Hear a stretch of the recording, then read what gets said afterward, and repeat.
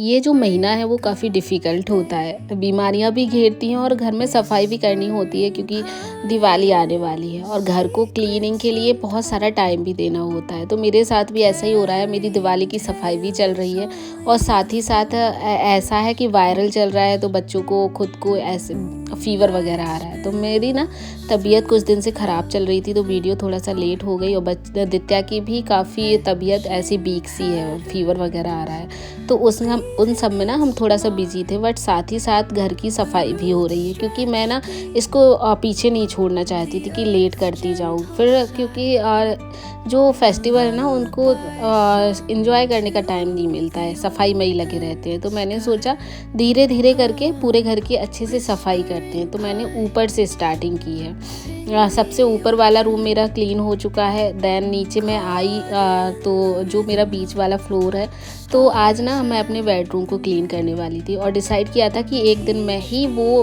पूरा ही room clean करूँगी ताकि फिर धीरे धीरे करके और अच्छे से घर साफ़ हो, क्योंकि मेरे यहाँ तो होम टाउन भी जाना होता है।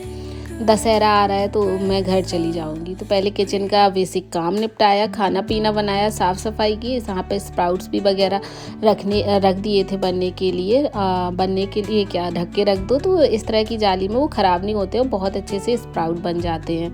तो और वो जैसे गर्मी में कई लोगों का होता है चिपचिपा हो जाता है, ख़राब हो जाता है, 2-3 बार धुल दो और इनको एयर टाइट में रख दो कंटेनर में, तो काफ़ी दिन चल जाते हैं।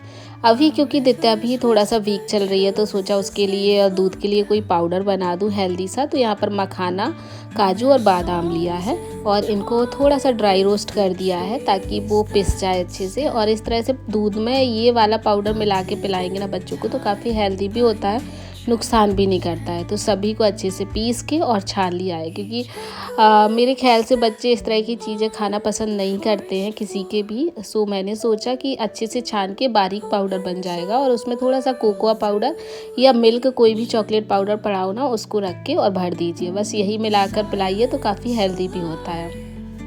कल मार्केट साइड गई थी तो ये मुझे बैम्बू वहाँ पर बिक रहे थे। मेरे यहाँ तो झांसी में काफ़ी इस टाइम पे पता नहीं कहाँ से आए हैं लोग बाग बेचने के लिए। तो ये ग्लास के साथ में इस बैम्बू ले आई थी। लकी बैम्बू है ये 2-3 टाइप में आते हैं। एक लंबी डंडी भी होती है, एक छोटा भी होता है, एक इस तरह का होता है। तो मैं इसको ले आई थी और डेकोरेट करने के लिए हेल्प करेगा क्योंकि ये पानी में रहेगा तो इंडोर भी आराम से रखा जा सकता है। वैसे ये इंडोर ही रखते हैं।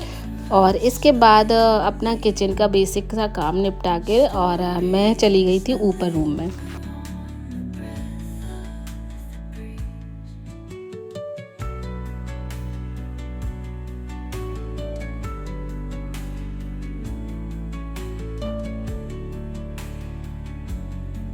वैसे बेडरूम में बहुत सारा सामान होता है और ये वाला रूम जो बेडरूम है मेरा, स्पेशली मेरा ही यहाँ पर सामान है।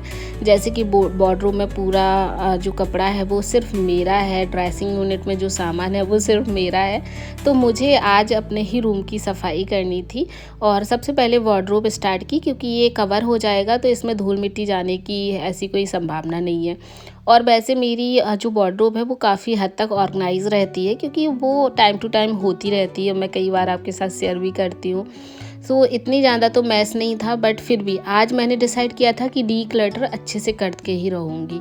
तो मैंने इतने सारे कपड़े आज डी क्लटर किए हैं कि आप सोच भी नहीं सकते, आधी वार्डरोब कर दी है। और कई बार ऐसा होता है कि मन फंसा रहता है कि नहीं ये कपड़े मैं आज नहीं तो कल पहन लूँगी और रखे रहती हूँ। बट इस बार मैंने बिल्कुल दिल पर पत्थर रखे और ये वाला काम किया कि नहीं, मैं चीज़ों को हटा दूँगी वार्डरोब से क्योंकि नई चीज़ें तो ऐड ऑन हो जाती हैं बट पुरानी हटाने का मन ही नहीं करता है। सो मैंने सभी चीज़ों को अच्छे से डीक्लटर किया और क्लीन करके चीज़ों को रीअरेंज कर दिया।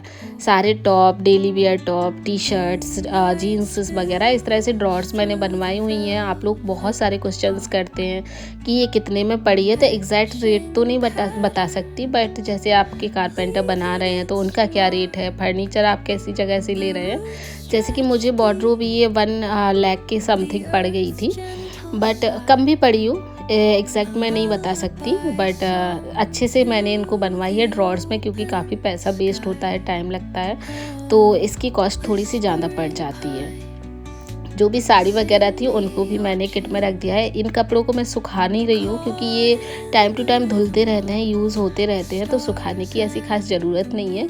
और पूरे कपड़ों को ना हमने अच्छे से लगा दिया है। ऊपर का तो मुझे हिलाना ही नहीं पड़ा क्योंकि ये ऑलरेडी ऑर्गेनाइज थी।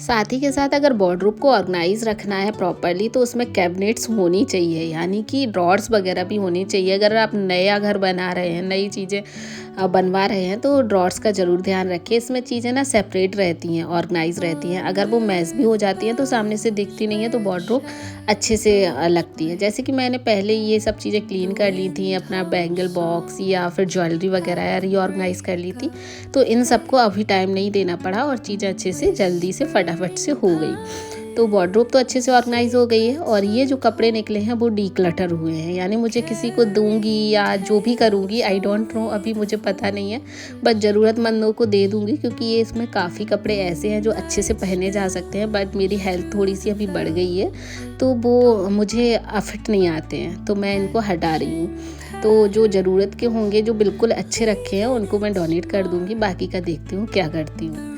जितने भी साइड ड्रॉर्स थे हमारे बेड के, उनको भी मैंने डीक्लटर कर दिया है क्योंकि इसमें इतना सामान डंप होता जाता है, कितना भी आप ऑर्गेनाइज कर लें वो ऑर्गेनाइज नहीं रहती हैं। तो अगर आप ना सोच रहे हैं कि हाँ डीप क्लीनिंग करनी है, तो आपको एक एक चीज़ का ध्यान देना पड़ेगा कि हमें किन चीज़ों को रखना है, किन चीज़ों को हटाना है। और कोशिश करिए जो आपकी चीज़ें यूज़ नहीं हो रही हैं, निक्की सी चीज़ें हैं, छोटी छोटी सी चीज़ें हैं, उनको आप हटा दीजिए क्योंकि वो सच में यूज़ नहीं होने वाली हैं। वो आपके घर में ना वो सिर्फ फैलाएंगी, फैली ही रहेंगी ऑल टाइम। और ये जो मेरी टीवी कैबिनेट्स की ड्रॉर्स हैं, उनमें भी सीधा सामान डंप होता है, कोई भी रख देता है। दित्या की कहीं बुक्स, पेन्स, ड्रेसिंग का सामान, ये दवाइयाँ वगैरह, तो ये सब होती रहती हैं। बट मैंने कोशिश करी कि बहुत सारा सामान अभी रूम से हटा दिया जाए, और बहुत ज़्यादा हटा के मैंने बहुत चीज़ें हटा दी हैं। टैबलेट, दवाइयाँ जो थी डेट एक आध महीने की है या हटने वाली है, वो यूज़ नहीं हो रही हैं, उनको भी हटा दिया है और अच्छे से सामान रीअरेंज कर दिया। देन बारी आई है बेड की, क्योंकि वो मॉर्निंग में मैं मतलब खाना न बना के काम करने लगी थी। उस टाइम धूप इतनी ज़्यादा नहीं थी। अब आधा एक घंटे बाद धूप निकल आई तो मैंने सोचा बेड को भी खाली कर देते हैं। ये वाली जो धूप होती है वो कीड़े मकोड़े मारने वाली होती है। बारिश में जो चीज़ें ख़राब हो चुकी होती हैं उनको सही करने वाली होती है। बहुत तेज़ धूप होती है इस टाइम पे। तो हमारे यहाँ कपड़े सुखाए जाते हैं, जितनी भी रजाई, कंबल, बेडशीट, चीज़ें हैं जो बेड के अंदर रखी हुई हैं, उन सबको धूप दिखाना ही दिखाना है। हर कोई ये काम करता है। आप में से कौन कौन करता है ज़रूर से बताइएगा।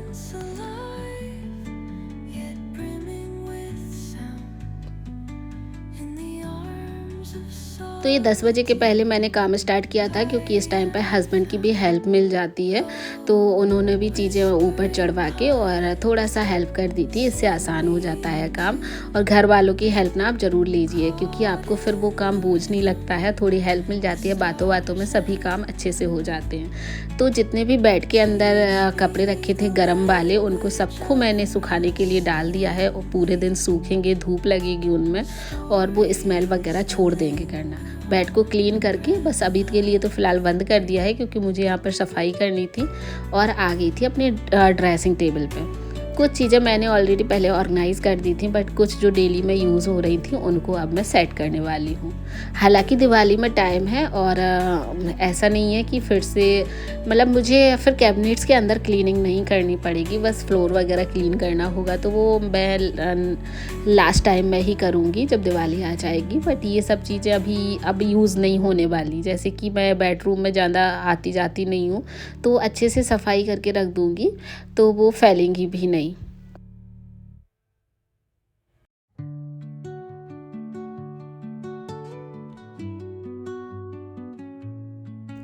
जितना मेकअप का सामान था ना, इस बार मैंने वो भी सारा कुछ हटा दिया है। यानी आने वाली डेट या डेट जो निकल चुकी हैं या फिर थोड़ी बहुत बची हैं, ख़राब हो चुकी हैं, तो मैंने काफ़ी हद तक चीज़ों को हटा दिया है। बहुत सारा हटाया है, आप विश्वास नहीं मानेंगे, मैंने इतना सामान कभी नहीं हटाया जितना इस बार हटाया है। और एक डस्टबिन रख लिया था पास में, उसमें डंप कर दी गई, डाल दी गई और सभी चीज़ों को फिर से अरेंज कर लिया क्लीन करके।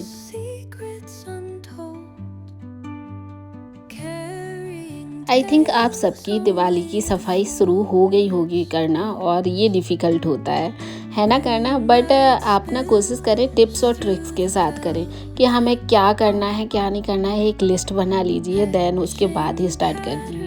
पूरा घर फैलाने की ज़रूरत नहीं है। अगर आपने एक कमरा लिया है तो एक दिन में या 2 दिन में उनको अच्छे से साफ़ करके फिर ही आप दूसरे रूम का सामान हटाइए, तब ये ना ज़्यादा बेटर रहेगा। एक रूम पूरा अच्छे से क्लीन होना चाहिए, मतलब उस रूम की एक एक चीज़ अच्छे से साफ़ हो जानी चाहिए। ऐसा नहीं कि आज हमने अलमीरा साफ़ कर ली, कल हमने ये कर लिया, फिर छोड़ दिया कि इकट्ठे कांच साफ़ करेंगे।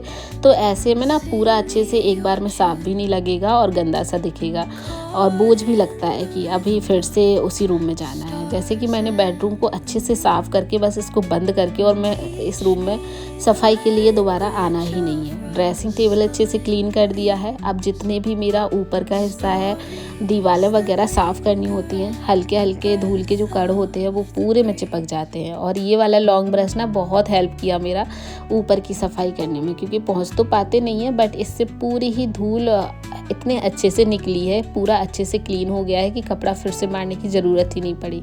माइक्रोफाइबर है क्योंकि क्लॉथ, और इसमें ना पूरी धूल है ना जो वो उसके अंदर ही एब्जॉर्ब कर लेता है, यानी हटा देता है, चिपका लेता है, पूरे में धूल उड़ती भी नहीं है। तो सभी फर्नीचर की जितनी चीज़ें हैं, पूरी दीवार वगैरह है, उसको मैंने ऐसे ही क्लीन किया।